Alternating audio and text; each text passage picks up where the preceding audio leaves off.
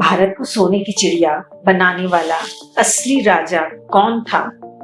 कौन था वह राजा जिसके राजगद्दी पर बैठने के बाद उनके श्रीमुख से देववाणी ही निकलती थी और देववाणी से ही न्याय होता था? कौन था वह राजा जिसके राज्य में अधर्म का संपूर्ण नाश हो गया था? वे राजा थे चक्रवर्ती सम्राट महाराज विक्रमादित्य।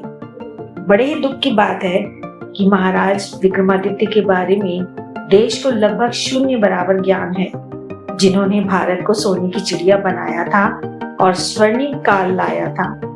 उज्जैन के राजा थे गंधर्व सेन, जिनकी 3 संतानें थीं। सबसे बड़ी लड़की थी मैनावती, उससे छोटा लड़का भृतहरि और सबसे छोटा वीर विक्रमादित्य।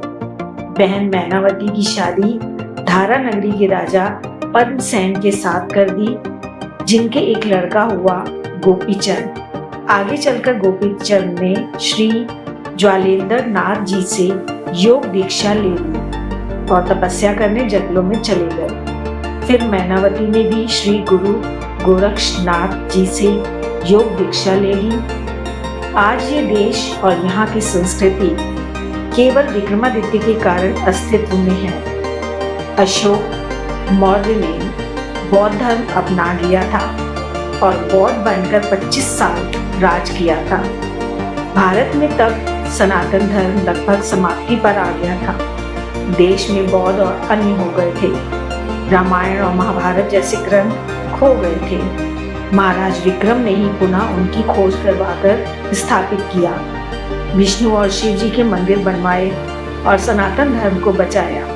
विक्रमादित्य के 9 रत्नों में से एक कालिदास ने अभिज्ञान शकुंतलम लिखा, जिसमें भारत का इतिहास है।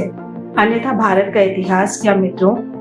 हम भगवान कृष्ण और राम को ही खो चुके थे। हमारे ग्रंथ ही भारत में खोने के कगार पर आ गए थे।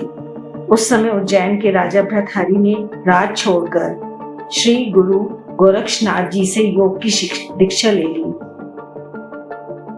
उस समय उज्जैन के राजा भृतहरि ने राज छोड़कर श्री गुरु गोरक्षनाथ जी से योग की दीक्षा ले ली और तपस्या करने जंगलों में चले गए। राज अपने छोटे भाई विक्रमादित्य को दे दिया।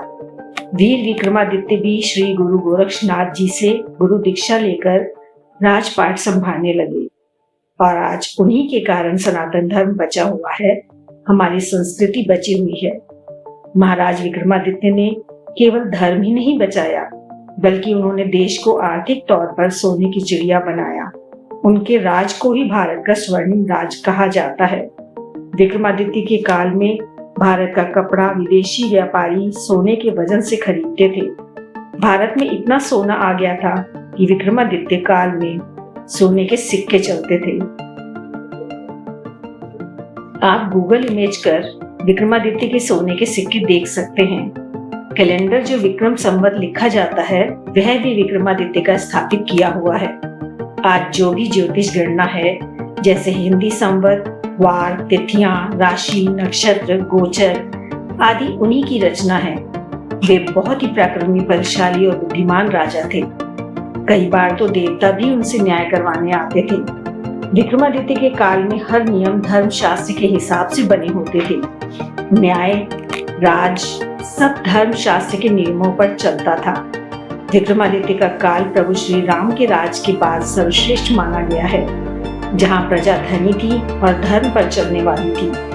बड़े दुख की बात है कि भारत के ऐसे महानतम राजा विक्रमादित्य के बारे में हमारे स्कूलों कॉलेजों में कोई स्थान नहीं है। देश को अकबर, बाबर, औरंगजेब इत्यादि का इतिहास पढ़ाया जा रहा है।